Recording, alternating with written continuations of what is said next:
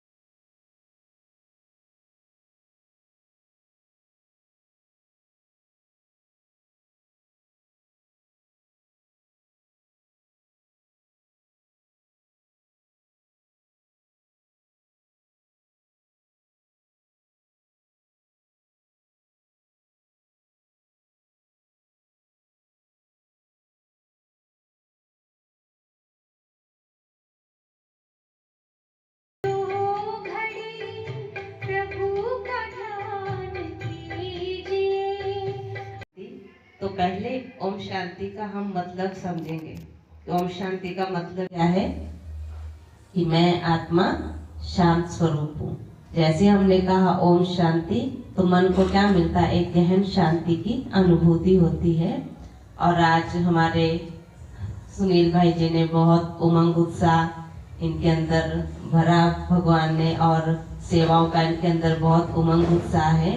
और इन्होंने कहा कि अभी एक बहुत महत्वपूर्ण बात कि हम सभी परमात्मा को याद करते हैं, तो लेकिन अभी आपको ये सुनकर बहुत खुशी होगी कि अभी इस धरती पर परमात्मा का अवतरण हो चुका है।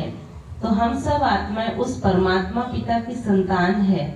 और उस परमात्मा ने कहा कि बच्चे, मेरे हर बच्चे को मेरा जाकर मैसेज दो, संदेश दो कि मैं इस धरती पर आ चुका हूँ।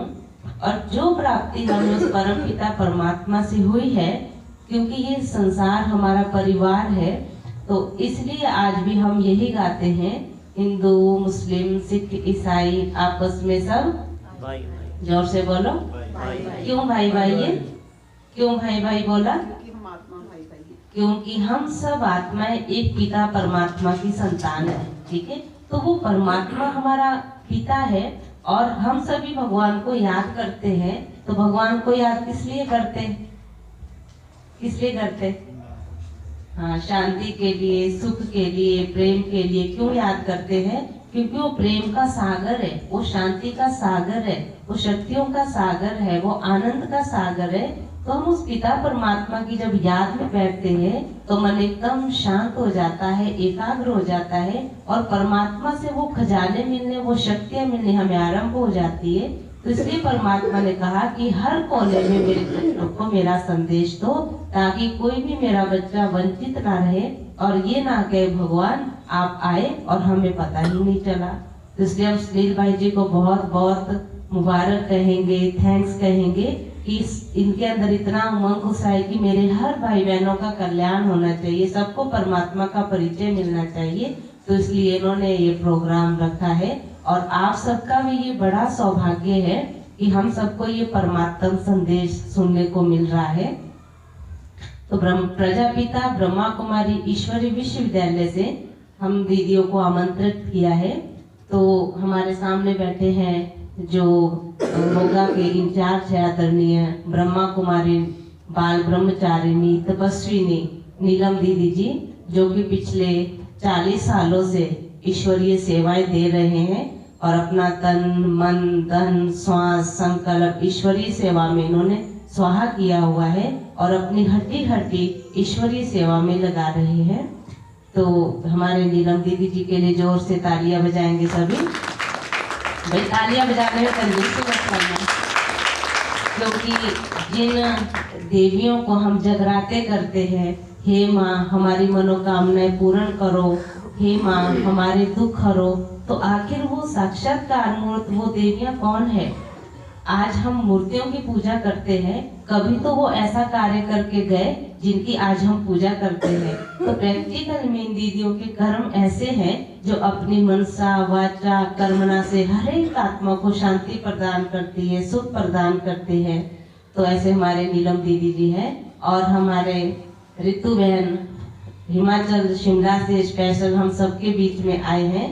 तो प्रोफेसर है और यूनिवर्सिटी में लॉ पढ़ाते हैं और बहुत 12-13 साल से ईश्वरीय विश्वविद्यालय के स्टूडेंट है, ज्ञान में चलते हैं, और अभी सरकमस्टांस यहाँ आना हुआ, तो ये भी हमारा परम सौभाग्य है कि हमारे बीच में आए हैं और सेवा का खूब मौका दिया हुआ है। तो रितु बहन के लिए भी जोरदार हम तालियां बजाएंगे। और अभी आप सबको, और हमारे सामने पूजा बहन बैठे हुए हैं, जलंधर से है ये भी, और बहुत इनको लगन है, परमात्मा प्यार में मगन रहते हैं। कोई भी इनको सेवा बोलो जी हाँ जी, तो जैसे भगवान कहते बच्चे कि जब हम सेवा में जी हाँ जी करते हैं तो हजूर भी हाजिर हो जाता है। जितना हमारा परमात्मा से प्यार है और हमने अपना जीवन ही ईश्वरीय सेवा में समर्पित कर दिया है, तो परमात्मा कहते हैं कि बच्चे हम परमात्मा को पकड़ सकते हैं, लेकिन कैसे पकड़ सकते हैं, कैसे बांध सकते हैं? वो स्नेह की डोरी है जिसमें बंधकर परमात्मा भी आ जाते हैं। तो ऐसी पूजा बहन भी हर सेवा में जी हाँ जी जी हजूर करते हैं। तो पूजा बहन का भी हम जोरदार तालियों से स्वागत करेंगे। और फिर आपको ईश्वरीय सेवा से हम अवगत कराएंगे कि परमात्मा अभी धरती पर आ चुके हैं और कैसे वो आकर के अपना कार्य कर रहे हैं, और कैसे परमात्मा की याद में अपने मन को लगाकर हम जन्म जन्म के पापों से भी मुक्त हो सकते हैं, और सदा काल के लिए मन की हमें शांति कैसे प्राप्त होगी। तो मेन जो बात है कि सभी भगवान को याद तो करते हैं, लेकिन फिर भी सभी की यही शिकायत होती है कि हम ध्यान तो लगाते हैं लेकिन हमारा ध्यान लगता नहीं है। क्यों नहीं लगता? उसका मेन कारण क्या है वो हम अभी समझेंगे। तो पहले मैं आदरणीय ब्रह्मचारिणी तपस्विनी नीलम दीदी जी से अनुरोध करूंगी कि हम सबके बीच में अपने मधुर महावाक्य रखेंगे, और कैसे बचपन से परमात्मा की याद में मगन है, कैसे अपनी सेवाएं करते हैं और परमात्मा की याद से कैसे जन जन का कल्याण करते हैं। तो मैं नीलम दीदी से अनुरोध करूंगी अपने महावाक्य हमारे सामने रखें।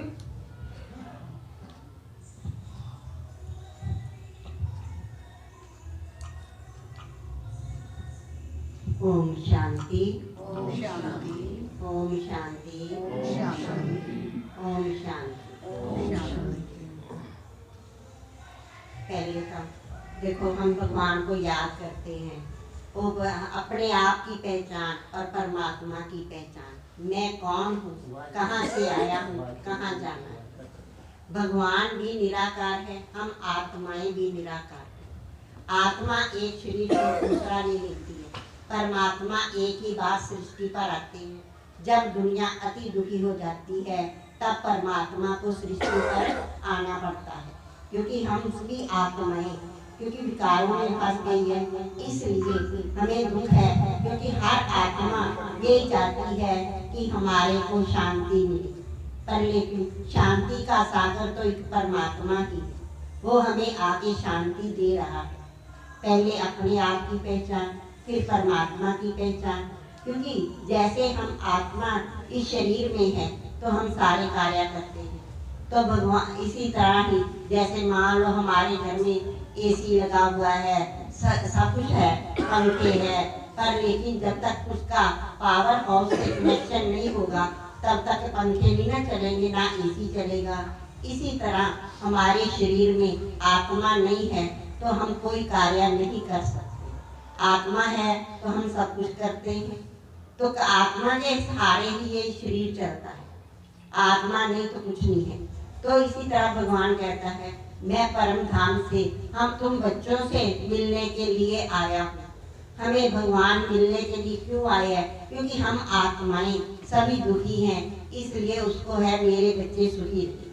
जैसे माँ बाप को होता है कि हमारे बच्चे हमारे बीच में आए, तो इसी तरह भगवान को भी है कि मेरे बच्चे मेरे को याद करें। हम हर आत्मा सतयुग में मेरे पास आ जाए, क्योंकि हम सभी सुखी बनना चाहते हैं ना, तो वो हमें सुखी बनाने के लिए इस सृष्टि पर आए। तो इस तरह जैसे कह देते हैं भगवान किस कहता है, मैं निराकार हूँ, तो आत्मा भी निराकार। परमात्मा पर काया प्रवेश करके हम आत्माओं को सच्चा गीता का ज्ञान देते हैं। कहते बच्चे मेरे को याद कर, तो याद करेंगे तो हमको कितनी खुशी होती है। वैसे भी जैसे हम किसी को याद करते हैं, हम कई बार ये सोच लेते हैं कि हमने तो आपको अभी याद किया था तो आपका कॉल आ गया, फोन आ गया। तो इसी तरह हम जब भगवान को याद करते हैं तो भगवान भी हमारी पुकार सुन के सृष्टि पर आया है। वो कहता है बच्चे मेरे को याद करो तो तुम आत्माएं सुख शांति स्थान में चले जाएंगे, क्योंकि सुख की दुनिया स्थापन करना परमात्मा का कार्य है, हमारा नहीं कार्य। हम तो पर उसके भेजे हुए मैसेंजर, हमने तो आपको परमात्मा का संदेश ही देना है, क्योंकि परमात्मा कैसे आगे अपनी पहचान देते हैं।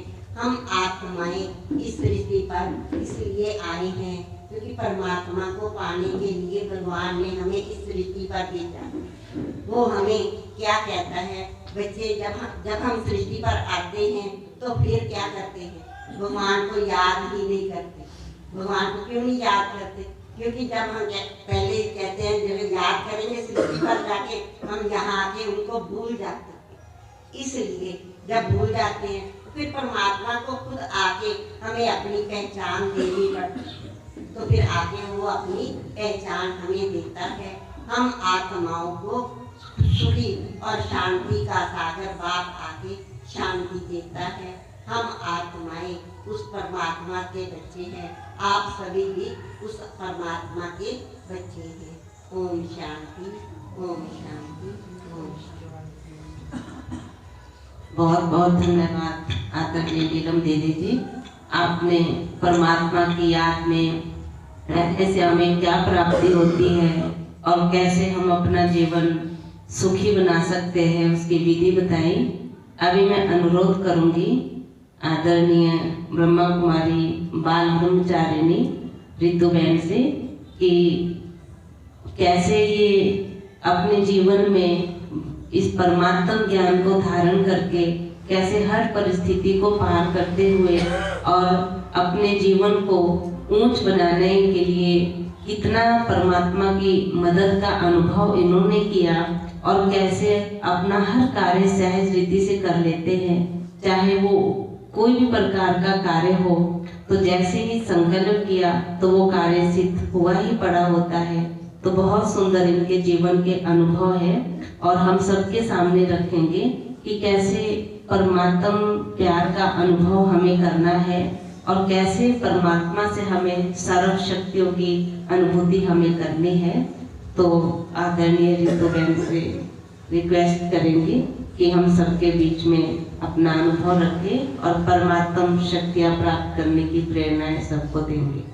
ओम शांति।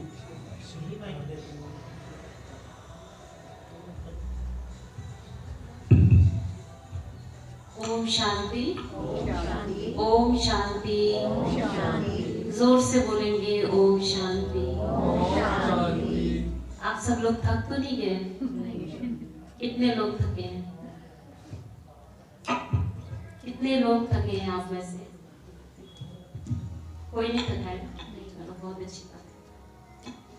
तो सबसे पहले मैं आप सबको इस अलौकिक सभा में पहुंचने के लिए आपका मैं स्वागत भी करती हूँ, आपको बधाई भी देती हूँ और अपने सभी भाई जी सर्वप्रथम परमात्मा का धन्यवाद भी करेंगे जिन्होंने आदरणीय भाई जी को ये प्रेरणा दी कि वो इस अलौकिक और भव्य और मैं कहूँ रूहानी सभा का ऑर्गेनाइज करने के निमित्त बने।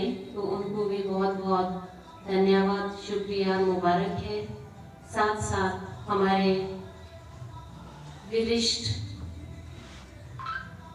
राधा जी और साथ में हमारी वरिष्ठ नीलम दीदी जी, सेवा साथी बहन शिखा दीदी, पूजा बहन और हमारे वरिष्ठ भाई साहब जो भी पहुंचे हैं, इन सबका भी मैं हृदय से स्वागत करती हूँ। हमारी अनु माता जी, पुरुषोत्तम भाई जी जो सेवा में दिन रात तत्पर रहते हैं। तो नाम तो बहुत हैं लेकिन समय की सीमा को देखते हुए मैंने थोड़े ही नाम गिने, लेकिन इसका सार यह है कि ये सब जो परमात्मा के बच्चे हैं ये ऐसे ऐसे अलौकिक प्रोग्राम्स ऑर्गेनाइज करते हैं, परमात्मा को प्रेरणा देता है और तब ये ऐसे प्रोग्राम्स फलीभूत होते हैं। तो आज का जो हमारा विषय है वो रहेगा मनुष्य जीवन में निरंतर खुशी का आधार। निरंतर खुशी जिसको हम कहते हैं the basis of unlimited happiness in man's life. निरंतर खुशी, निरंतर आप समझते हैं क्या होता है निरंतर? जो बस चलता ही रहे, कभी स्टॉप ना हो। कोई ऐसी ट्रेन आपने देखी है जो चलती ही रहती है, रुकती नहीं है? जब हम सांसारिक जीवन में देखते हैं तो कोई भी ऐसी चीज नहीं है जो निरंतर है। कोई है ऐसी चीज जो निरंतर है? कम ज्यादा होती है ना, कम ज्यादा तो होती है, लेकिन निरंतर की जब हम बात करते हैं, आप कहें कि मैं आपसे पूछूं कि आप में से कौन ऐसी आत्माएं हैं जो निरंतर खुश रहती हैं? 365 दिन जो आप खुश रहते हैं, कोई हाथ खड़ा कर सकता है? ऑनेस्टी से कहना, ईमानदारी से कहना, जो निरंतर खुश रहते हैं। दिक्कत आती है जी, लेकिन साथ ही साथ हम चाहिए कर रहे हैं। अब आप देखिए जो हाथ जिन्होंने उठाया वो किस कैटेगरी के लोग हैं, वो अलग बैठे हैं ना अभी। तो ये वो अनुभवी आत्माएं हैं जिनको परमात्मा ज्ञान लिए हुए बहुत साल, मैं कहूँ काफी साल हो चुके हैं। इनफैक्ट हमसे भी ये लोग बहुत सीनियर्स हैं अगर हम देखते, तो ये लोग इतने कॉन्फिडेंस से कह रहे हैं कि हम निरंतर खुश रहते हैं। आप में से और कुछ भी होंगे, लेकिन मेरा आप लोगों से यही सवाल है कि क्या आप लोग खुश रहना चाहते हैं? जोर से बोलिए, क्योंकि ये जो हमारा सेशन है ये सिर्फ एक तरफा नहीं है। आप लोगों से भी हम जो है रिस्पांस मांग रहे हैं। तो क्या आप लोग हमेशा खुश रहना चाहते हैं? और कितने लोग हमेशा खुश रहते हैं? कितने लोग कभी कभी खुश रहते हैं? हाथ खड़े कीजिए। कभी कभी होता है ना, ये बहुत ही इनफैक्ट जवाब मुझे मालूम है, लेकिन मैं आपसे ये सवाल इसलिए पूछ रही हूँ ताकि आपका ध्यान इस बात पे जाए कि अनलिमिटेड हैप्पीनेस, निरंतर खुशी हमारे जीवन में बनी रहे। उस निरंतर खुशी के लिए हमें क्या करना है? जैसा कि आपको मालूम है, आज के युग में 3 प्रकार की सत्ताएं काम कर रही हैं। प्रैक्टिकली आप देखेंगे 3 प्रकार की सत्ता हमारे इर्द गिर्द में काम कर रही है या ऑपरेशनलाइज है। सबसे पहली सत्ता जब हम कहते हैं विज्ञान की सत्ता है ना, विज्ञान, साइंस एंड टेक्नोलॉजी, ये आपने देखा है आपके इर्द गिर्द। साइंस एक पावर है और कितनी बड़ी सत्ता है ये। दूसरी सत्ता जो हमारे इर्द गिर्द काम कर रही है वो है राज्य सत्ता।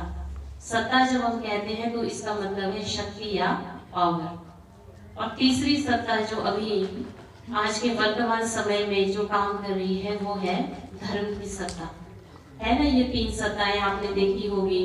तो विज्ञान को हम सत्ता क्यों मानते हैं? क्योंकि विज्ञान, साइंस एंड टेक्नोलॉजी के कारण क्या हुआ, हम लोगों की लाइफ में इतना परिवर्तन आ गया। टेक्नोलॉजी ने, साइंस, टेक्नोलॉजी, विज्ञान ने हमारे जीवन को क्या बना दिया? कंफर्टेबल बना दिया, बनाया है ना कंफर्टेबल। पहले के लोग देखें तो उनको कितना यातायात का भी कोई साधन नहीं था, अब सब कुछ है। टेक्नोलॉजी जो है, वैज्ञानिक टेक्नोलॉजी, विज्ञान टेक्नोलॉजी अपने चरम पर है। और दूसरी तरफ अगर हम देखें राज्य सत्ता, तो हम विज्ञान सत्ता का भी सुख भोग रहे हैं ना। अब तो व्हाट्सएप क्या, अब तो मैं कहूँगी AI, आर्टिफिशियल इंटेलिजेंस का भी समय आ रहा है। पहले अगर आप अपने दादा दादी या उनसे पहले का जमाना आप याद करें तो कुछ भी नहीं था, है ना। अब आप देखिए कहाँ से कहाँ तक हम आए हैं। जब हम विज्ञान सत्ता की बात करते हैं तो साइंस ने भी हमें कितना सुख दे दिया है। सुख कहेंगे या हम ये कहें क्षण भर का सुख, क्योंकि हम यहाँ पर हमारा टॉपिक क्या है राज्य सत्ता। तो हम राज्य सत्ता का भी सुख भोग रहे हैं, जिसको हम यहाँ पर पॉलिटिकल पावर कहते हैं। जैसे हम लोकतांत्रिक राष्ट्र में रह रहे हैं, भारत एक लोकतांत्रिक देश है। तो हर एक व्यक्ति जो 18 साल से ऊपर की उम्र प्राप्त कर लेता है तो उसे क्या है, सरकार के फैसलों में डिसीजन लेने का उसको भी हक है। कैसे आप करते हैं? अपने वोट के द्वारा। आप अपनी इच्छा से अपना चुना हुआ उम्मीदवार जो है सरकार बनाने के लिए भेजते हैं। कहने का मतलब ये है कि आप अपने मुताबिक अपने उम्मीदवार भेजते हैं और आप लोग ही ये फैसला करते हैं, प्रजा, पब्लिक ये फैसला करती है कि कौन आए कौन जाएगा। तो राज्य का सुख भी आप, राज्य सत्ता का सुख भी हम भोग रहे हैं। प्रैक्टिकली मैं आपको बता रही हूँ। जो तीसरी सत्ता आज के समय में जो सबसे ज्यादा मैं कहूँगी एक्टिव है वो है धर्म की सत्ता। तो धर्म की सत्ता भी आपने देखा, कुंभ का आपने देखा, हर जगह जो है प्रचार हो रहा है, धर्म का प्रचार हो रहा है। लेकिन सवाल ये उठता है, वेद पुराण न जाने कितने साधुओं ने, कितने महामंडलेश्वरों ने अनगिनत वेद पुराण पढ़ लिए होंगे, अनगिनत समय या मैं कहूँगी अनगिनत बारी ये पढ़ लिए होंगे। लेकिन सवाल ये उठता है, इन 3 सत्ताओं के होते हुए भी, इन 3 शक्तियों के होते हुए भी, या इन 3 प्रकार के सुख प्राप्त करने के बावजूद भी मनुष्य आत्मा जो है वो इतनी दुखी क्यों है? आपने देखा होगा, साइंस के रहते भी हम लोग इतने दुखी हैं, धर्म के रहते भी। अगर धर्म के रहते हम इतने दुखी अभी हैं, तो फिर हम ये सवाल तो उठता है ना कि किस सत्ता की कमी है हमारे जीवन में, हमारे समाज में। एक सत्ता है जिसकी कमी अभी भी है। तो आप लोगों से अगर मैं पूछूं तो वो कौन सी सत्ता है जिसके ना होने से मनुष्य आत्माएं सुख, प्रेम, शांति की प्यासी हैं? वो कौन सी सत्ता है? आपके पास सब कुछ है, आपके पास तन का सुख भी है, आपके पास जन का सुख भी है, आपके पास धन का सुख भी है। क्या मैं गलत कह रही हूँ? है ना, जितना भी है, लेकिन है तो है हमारे पास। तन का सुख भी है, इतना तो है, हम अपना शरीर चला सकते हैं, इससे काम कर सकते हैं। धन का सुख भी है, जितना हमारी काबिलियत है उसके हिसाब से हमें धन भी प्राप्त हो रहा है। और जन का भी सुख है, आपके पास कुछ लोग भी हैं, रिश्तेदार भी हैं, समाज में भी आप उठते बैठते हैं, तो वो समाज भी कहीं ना कहीं आपको लगता है आपको सुख प्रदान कर रहा है। लेकिन जब हम देखते हैं तो एक सुख की कमी हर एक मनुष्य आत्मा के अंदर है, और वो क्या है? एक खुशी की कमी, वो है मन का सुख।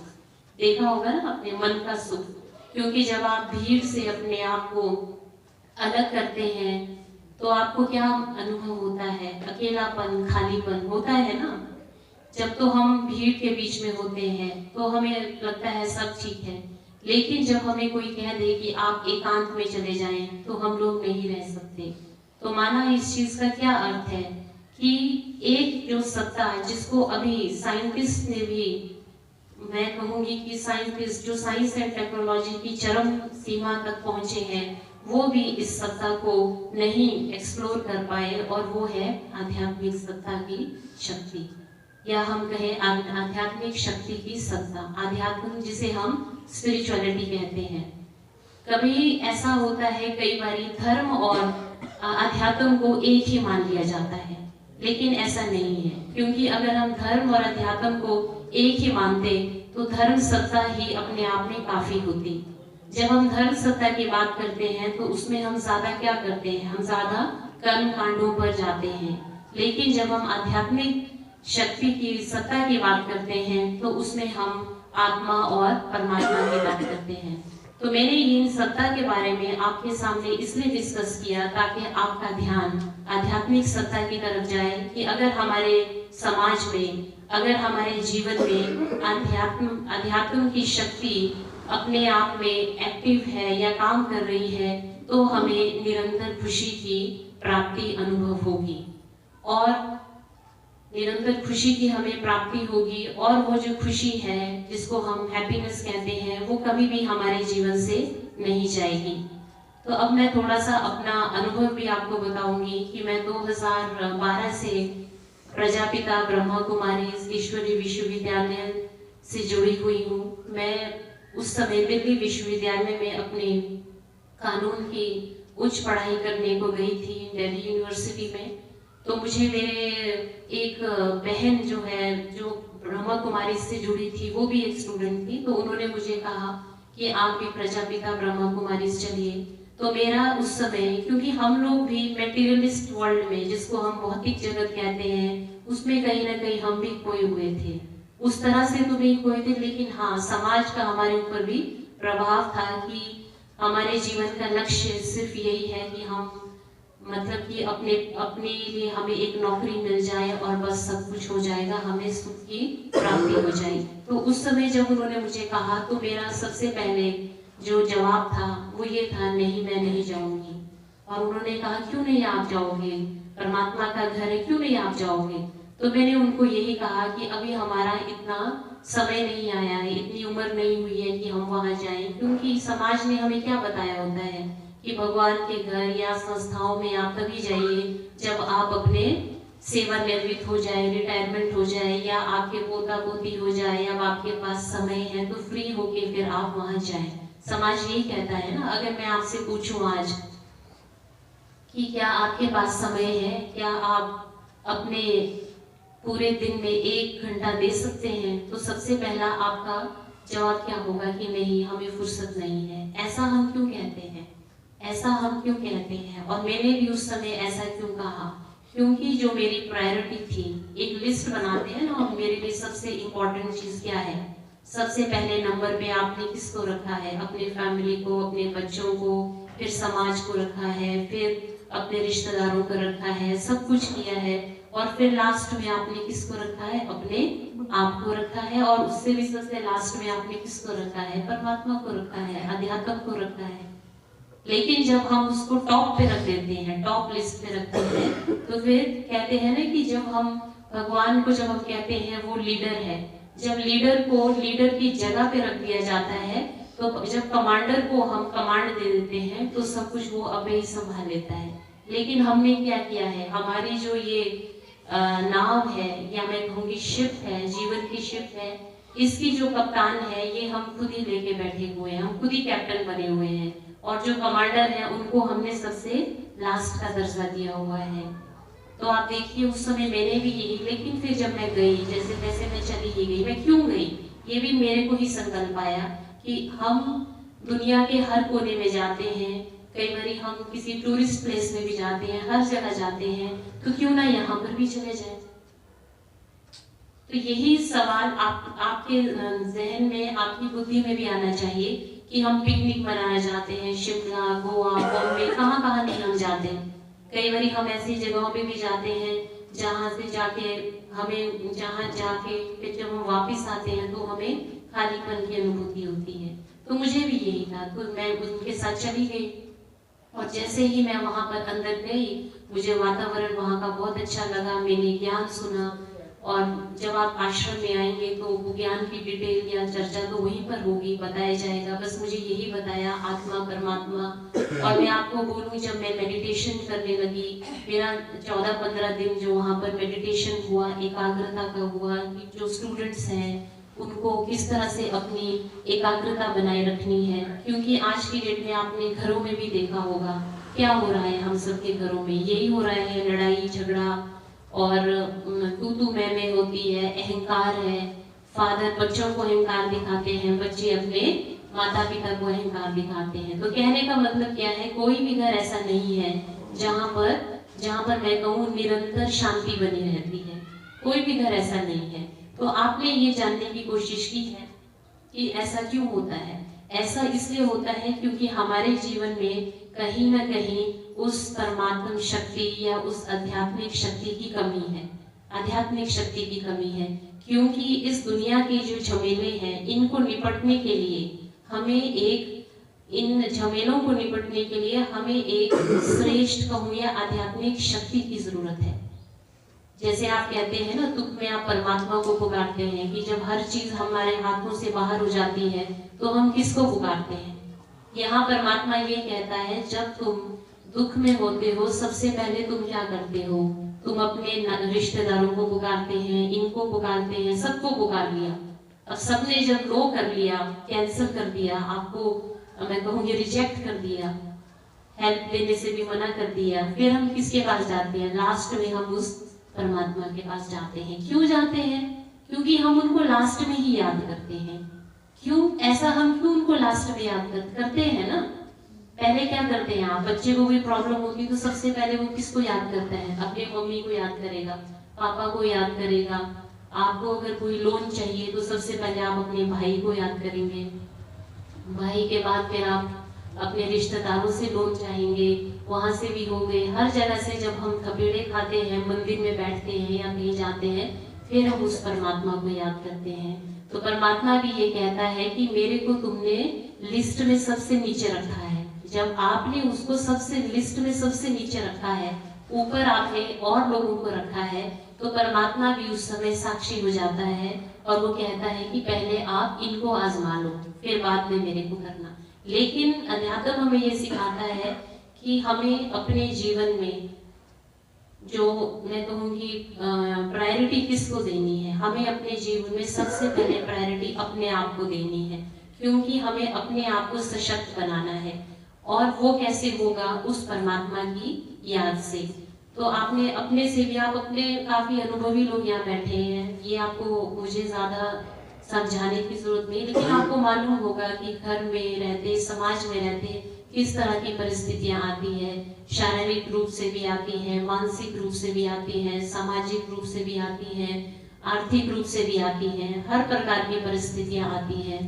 लेकिन हमारा अनुभव ये कहता है कि जब हम आध्यात्म से जुड़ते हैं तो ये परिस्थितियां आती तो हैं। ऐसा नहीं कि भगवान को जानने या मानने से आपके जीवन में ये परिस्थितियां नहीं आएगी, हर चीज आएगी। जो पहले आती थी प्रॉब्लम्स, वो अभी भी आती हैं, लेकिन उन प्रॉब्लम्स से, उन समस्याओं से निपटने की जो शक्ति हमें मिलती है, उस शक्ति को हम कहते हैं आध्यात्मिक शक्ति।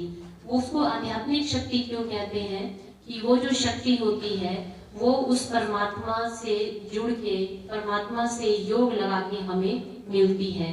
और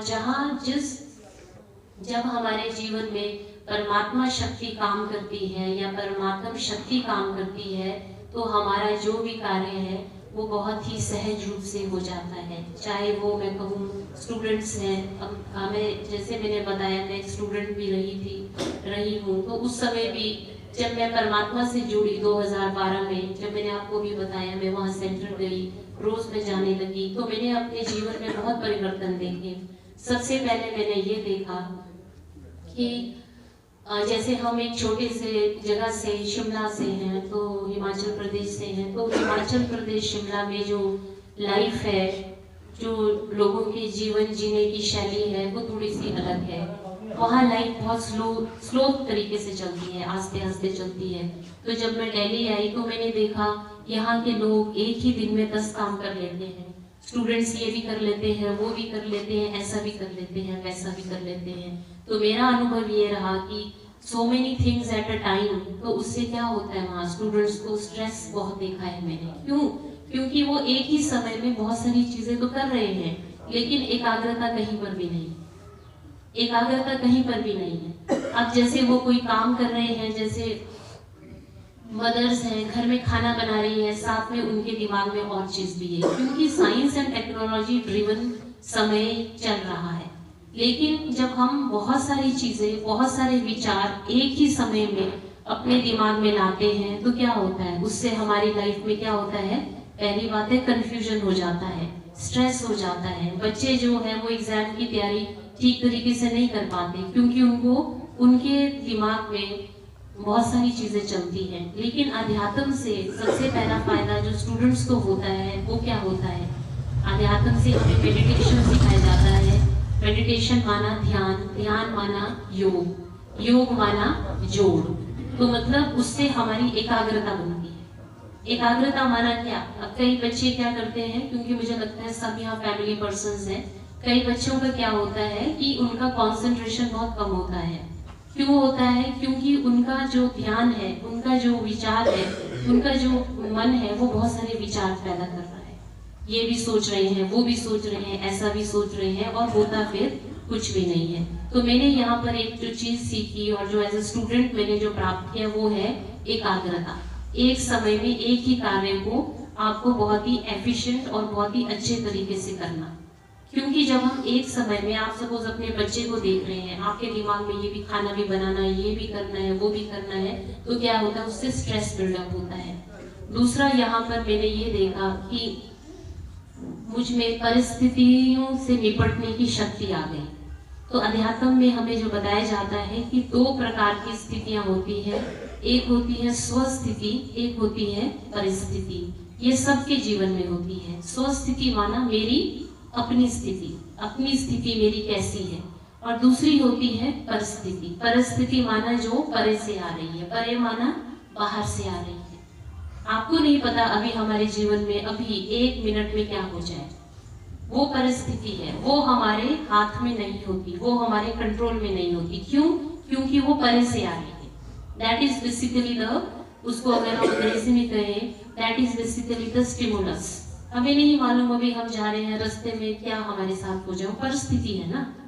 तो लेकिन ये कहा जाता है अध्यात्म के मुताबिक कि अगर आप आंतरिक रूप से सशक्त हैं तो आपकी जो स्वस्थिति है वो परिस्थिति से शक्तिशाली होगी। लेकिन अगर आप आंतरिक रूप आप समझते हैं, आत्मा, अंदरूनी रूप से अगर आप सशक्त हैं तो उस परिस्थिति से निपटने में आप सक्षम होंगे। क्यों सक्षम होंगे?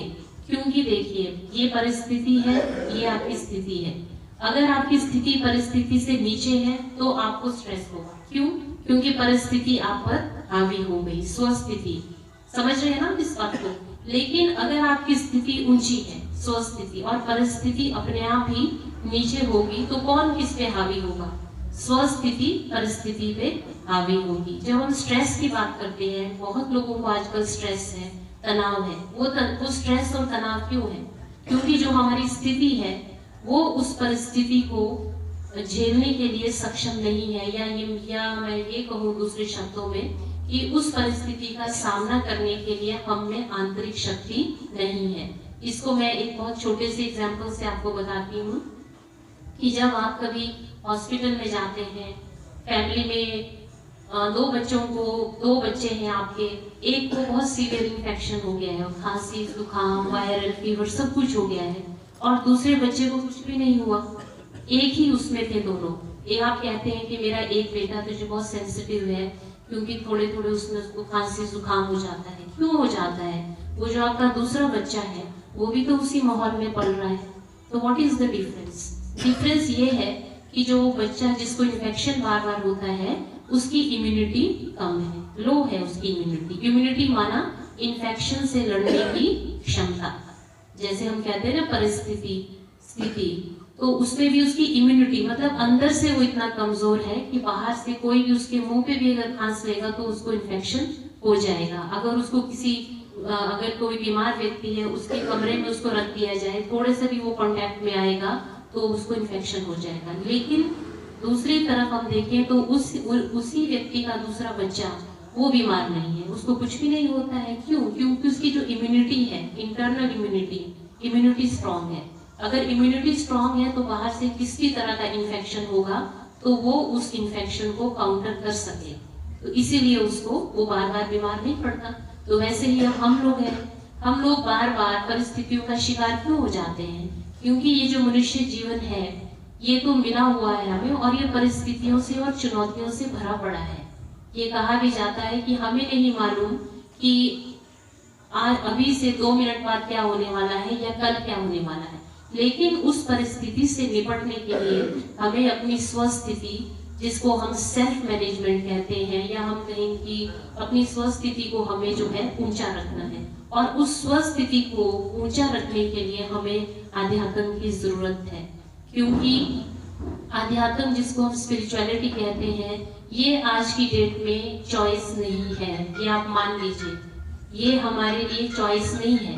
चॉइस आप समझते हैं क्या होता है? चॉइस 2 में से 1 को अगर मैं चुनती हूँ, जैसे मैं कहूँ आपको लाल सूट चाहिए कि पीला सूट चाहिए, ये आपके पास चॉइस है।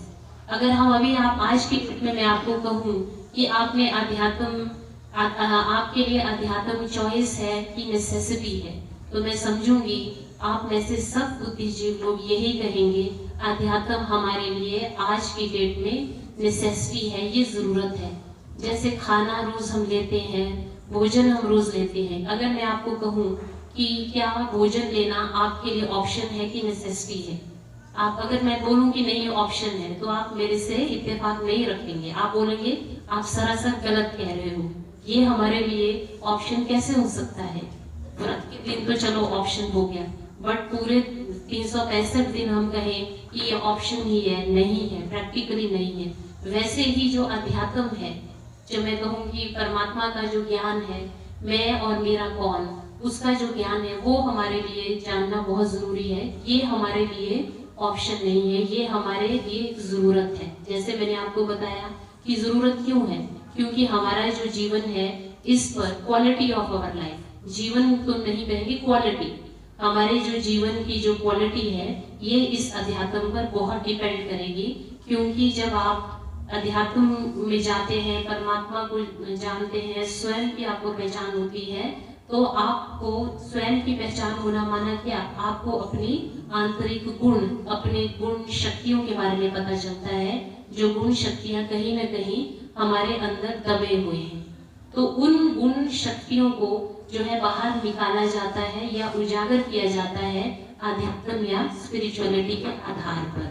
तो अभी ज्यादा न कहते हुए, समय की सीमा को ध्यान में रखते हुए मैं अपनी वाणी को विराम देती हूँ, और ये आशा करती हूँ कि आप सब लोग भी अध्यात्म को या परमात्मा के ज्ञान को अपने जीवन में पहली प्रायोरिटी देंगे, और हमारे प्रजापिता ब्रह्मा कुमारी विश्वविद्यालय मोगा सेंटर में आए और आध्यात्मिक शिक्षा ग्रहण करें, और हमारे अनेक भाई और बहनों की तरह आप भी आध्यात्मिक तौर से सशक्त हो जाएं, और अपने जीवन में जो भी चुनौतियां आए उसका हम डट के सामना कर सकें। ओम शांति। जोरदार दुबैल के लिए हम तालियां बजाएंगे। इतना सुंदर तरीके से हमें बताया कि कैसे हमें परमात्मा को लास्ट में नहीं रखना है, कौन से नंबर में रखना है? फर्स्ट में रखना है। तो अक्सर करके हम यही कहते हैं कि पहले अपने परिवार को, मित्र संबंधियों को, अपने काम को हम ज़्यादा महत्व देते हैं, फिर जब सबसे हमें धोखा मिलता है तो हम किसके पास जाते? फिर परमात्मा याद आता है। तो फर्स्ट नंबर में अगर हम परमात्मा पिता को रखेंगे तो कभी ना तो धोखा मिलेगा और ना कभी दुख मिलेगा। तो परमात्मा हमारे बिगड़े हुए काम भी ऐसे संवारेंगे कि तो परमात्मा के ये महावाक्य है कि बच्चे आप जब मुझे याद करोगे, मेरी श्रीमत प्रमाण चलोगे, तो भगवान आपकी छत्र छाया बन जाएगा। तो ये हमें इस विधि को हमें सीखना है कि बहुत सुंदर इन्होंने अपने जीवन का भी अनुभव बताया और कैसे हम परमात्म प्यार में परमात्म शक्तियां प्राप्त कर सकते हैं, ये भी हमने विधि सीखी। तो ऐसा नहीं है कि जो हम समर्पित हो जाते हैं या हम सरेंडर हो गए हैं तो ही हम ज्ञान में चल सकते हैं, नहीं। ये परमात्मा ने बहुत सुंदर हमें ये रास्ता बताया है, ज्ञान दिया है। दुनिया में तो सन्यासियों ने क्या किया, घर बार छोड़ के जंगलों में चले गए, लेकिन परमात्मा ने सहज ज्ञान की विधि हमें बताई कि मीठे बच्चे तुम्हें कुछ भी छोड़ना नहीं है, ना तो घर परिवार छोड़ना है, ना अपनी जिम्मेवारियों को छोड़ना है तो केवल अपने अंदर की बुराइयों को छोड़ना है।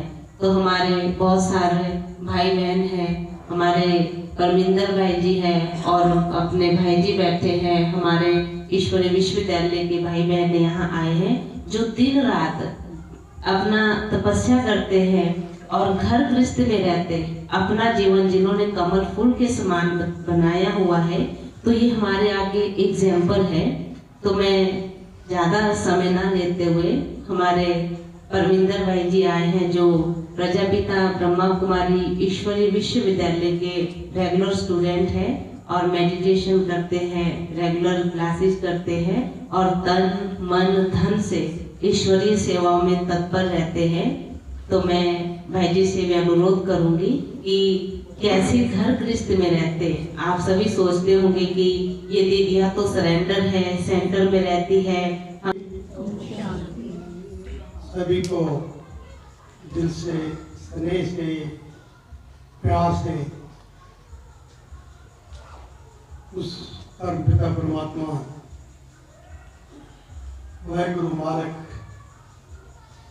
की याद में लेके सभी को द्वारा फिर ओम शांति, सभी बोलो ओम शांति। अभी आप सोचते होंगे कि ओम शांति कर रहे हैं। ओम शांति माना मैं आत्मा, शांत आत्मा, शांत स्वरूप आत्मा। वैसे तो बहनों ने कोई छोड़ा ही नहीं है, कोई भी टॉपिक जो टच ना किया हो, तो मैं यही कहूँगा कि इन्होंने हमारी रितु बहन ने दो चीज़ें मैंने नोट की हैं। तो उन्होंने एक तो कहा है कि विश्वास और भरोसा निश्चय, और दूसरा इन्होंने कहा है कर्म। दो चीजें इन्होंने टच की हैं बहुत ज़्यादा। जैसे हम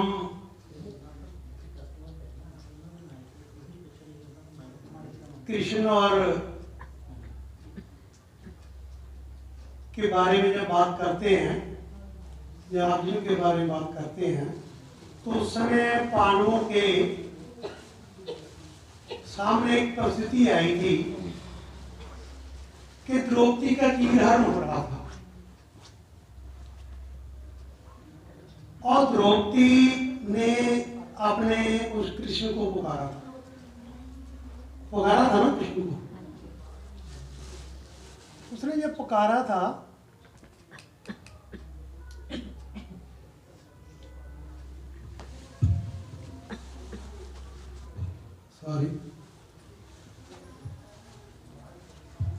तो उस समय उन्होंने अपने पल्लू को पकड़ के रखा हुआ था, एक हाथ से उसने ऐसे कहा हुआ था, कृष्ण को पुकार रही थी, मेरी लाज बचाओ, मेरी लाज बचाओ। पर उतनी देर वो कृष्ण भगवान, उसको भगवान कहते हैं, वो नहीं आया। क्यों नहीं आया? क्योंकि जैसे रितु बहन ने कहा कि एक भरोसा, उसका भरोसा भी ये भी था कि मैंने अपना लाज भी मैं शायद बचा पाऊंगा। जब उसने उसको छोड़ दिया तो एक भरोसे पे हो गई, तब कृष्ण भगवान आए और उन्होंने उसकी लाज को बचाया ना। तो दूसरी आगे कर्म की बात। पहले तो निश्चय भगवान पर। हमारे पास घर में फ्रेम रखे हुए हैं, आपके दिल के फ्रेम में कौन है? क्या हमारा पोता है, पोती है, पत्नी है, भरा है, या कौन है? फिर उन्होंने कहा पहले नंबर पे मैं आपको ये आज अपना एक्सपीरियंस बता रहा हूँ, अनुभव बता रहा हूँ 30-35 साल का। अगर आपने निश्चय उस पर रखा है गृहस्थ में रहते हुए भी, तो वो आपके पास आएगा, आपको संभालेगा, आपकी मदद करेगा, आपके साथ खड़ा होगा। और आपको मैं ये अनुभव के आधार पे कह रहा हूं कि आपको ऐसा लगेगा कि वो जो भरोसा है, विश्वास है, निश्चय है, भगवान है, वो मेरे राइट हैंड पे खड़ा है और वो आगे खड़ा होता है। पर वो ये चाहता है कि ये जो भरोसे हैं ना, माया के, पैसे के, गाड़ियों के, या बहुत बड़े बड़े औहदों के, उनको किनारे करना पड़ेगा और एक भरोसे को आगे रखना पड़ेगा। और दूसरी कर्म की बात। और वो साड़ी उन्होंने कृष्ण ने लाज बचाने के लिए दी, उसके पीछे का राज क्या है कि कृष्ण के एक दफा उंगली पे चोट लगी थी, उसने अपने पल्लू फाड़ के दिया, वो कर्म किया। कोई भी बात, कोई भी आपकी जिंदगी में कार्य ऐसे अचंभित नहीं होता। जैसे रितु बहन ने कहा कि ये अचानक हो जाता है, परिस्थिति आती है। वो परिस्थिति जो परे की स्थिति आती है, वो क्यों आती है? क्योंकि हमने कभी ना कभी अपने श्रीमत या अपने आधार से, अपने नियमों के खिलाफ कोई ना कोई ऐसा कार्य किया है जो हमारे सामने आया। अगर आप एक बात जिंदगी में अपने बना लो, छोड़ दो क्या है भगवान, स्वर्ग क्या है, क्या करना है, क्या नहीं करना, एक बात जिंदगी में बना लो, क्या अच्छे कर्म करने हैं। और गीता में लिखा है, हे मानुष, हे आत्मा, तू अपना कर्म करता चल, बाकी मैं संभालूंगा। अच्छा कर्म करता चल। जहां भी आपको समय मिले, टाइम मिले, तो गुड डीड्स, अच्छे कार्य कर लो जितने कर सकते हो। क्या कभी सोचा है कि आज का दिन 24 घंटे 12 घंटे निकल गया, क्या मैं उसमें कोई अच्छा कार्य किया? कोई ऐसा काम किया जो अपने स्वार्थ से परे होके हो? निस्वार्थ कार्य करते हो और अपने उस फ्रेम में, दिल के फ्रेम में उस परमपिता परमात्मा शिव को फिट कर लो। और अगर फिट कर लिया, प्रेफरेंस नंबर 1 रख लिया, तो वो भी आपको प्रेफरेंस नंबर 1 पे रखेगा और हर समय, हर परिस्थिति में, हर स्थिति में आपके साथ खड़ा होगा। और ये अनुभव की बात कह रहा हूं मैं। और मैं तो देखो गृहस्थी में हूँ, बच्चे हैं, अभी मैं बाहर भी जाके आया, बच्चों के पास बुलाया, जरूरत थी, वहाँ सभी कार्य कर रहे हैं, जहाँ भी कर रहे हैं। घर में अगर जरूरत है सब्जी बनाने की सब्जी बनाते हैं, आटा उगने की जरूरत है वो भी करते हैं, और सफाई करनी वो भी करते हैं, ऑल इन वन। क्या है, मैं आत्मा हूं मैं, ना मैं पुरुष हूं ना मैं स्त्री हूं, मैं तो अपना कार्य करना है। और आप जितना निस्वार्थ कार्य करोगे, अगर किसी को आप भेजोगे अपने लाइफ में अच्छी सोच, अपनी थॉट्स, तो आपके पास भी वही वापस आएंगे। आप अपने गृहस्थ जीवन को एक पवित्र गृहस्थाश्रम बना लो,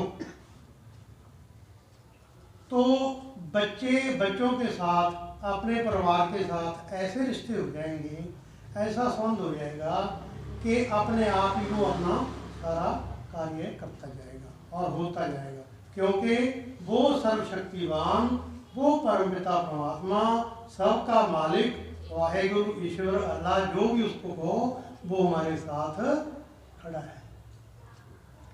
ज़्यादा समय ना लेता हुआ एक ही बात पे आज कहूँगा कि ये जो सामने आपके बहनें बैठी हैं, कहते हैं ना वो मूर्तियाँ मंदिर में बैठ, लक्ष्मी नारायण की हम पूजा करते हैं जाके, वहाँ भगवान मूर्तियाँ, तो वो तो स्थूल मूर्तियाँ हैं, ठीक है, जब जाते हैं पूजा पाठ करते हैं भक्ति का फल मिलता है, परंतु आपके सामने चैतन्य मूर्तियाँ बैठी हैं। क्यों कह रहा हूँ? क्योंकि जो बाल ब्रह्मचारिणियाँ बहनें हैं हमारी, बचपन से इन्होंने अपना जीवन उसको दिया हुआ है, जिसने जीवन दे दिया और क्या चाहिए। नहीं तो ऋषि मुनि या और क्या है, वो गृहस्थ को छोड़कर वहां से भाग जाते हैं जंगलों में तपस्या करने के लिए, फिर वापस आते हैं खाना लेने के लिए और लेने के लिए। इन्होंने अपना जीवन, परिवार, माँ बाप छोड़ के जिस सेवा में लगी हुई है, कोई 20 साल से, कोई 25 साल से, जैसे जीजू बहन ने कहा, उनका भी दिल तो है ना ऐसे ऐसे, पर उन्होंने क्या चुना? उन्होंने नंबर 1 किसको रखा? उन्होंने नंबर 1 पे रखा उस भगवान को, उस परमपिता परमात्मा को। वो कहता है मैं भी आत्मा हूँ, आप भी आत्मा हूँ, जैसे मैंने ओम शांति कहा। फर्क क्या है कि वो जन्म मरण के चक्कर में नहीं आता, गॉड इज वन कहते हैं। और उन्होंने, इन बहनों ने उनकी आज्ञा के अनुसार, क्योंकि उसने आके कहा कि मैं अब इस धरा पर आया हुआ हूँ और मेरी श्रीमत पे चल के आप अपने जीवन को बना सकते हो। तुझे आपके सामने चैतन्य बहने, तपस्वी बहने, योगी बहने बैठी हैं। और मैं ये लास्ट में यही कहूँगा कि अगर आप थोड़ा सा और इसको विस्तार में ज्ञान में लेना चाहते हो, तो हमारे ब्रह्मा कुमारी आश्रमगंज में है, वहाँ बहनों को मिल सकते हैं, इनसे वो ज्ञान जो आगे है उसको डिटेल में समझ सकते हो। इसी के साथ सभी को ओम शांति। अपनी वाणी को विराम। अगर कोई आगे पीछे बात कही गई हो तो गृहस्थी हूँ, कभी हो जाता है, बहनें तो बड़ी ऊंची स्थिति में हैं, तो उसके लिए क्षमा चाहूँगा। ओम शांति।